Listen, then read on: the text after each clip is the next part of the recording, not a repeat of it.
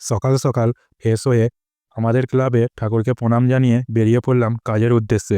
Hello everyone, তোমরা সবাই কেমন আছো? আশা করছি ভালো আছো। রাস্তা দিয়ে যেতে যেতে আমাদের এই রাস্তার দু সাইডে দুখানা বড় বড় ঝিল রয়েছে।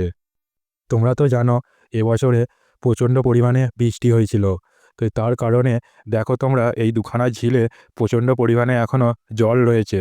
প্রতি বছরই এই দুখানা ঝিলে প্রচুর পরিমাণে মাছ আসে।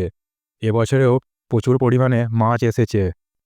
আর কিছুক্ষণ বাদে এখানে অনেকেই আসবে মাছ ধরার জন্য। প্রতি বছরই এখানে অনেকেই আসে মাছ ধরতে।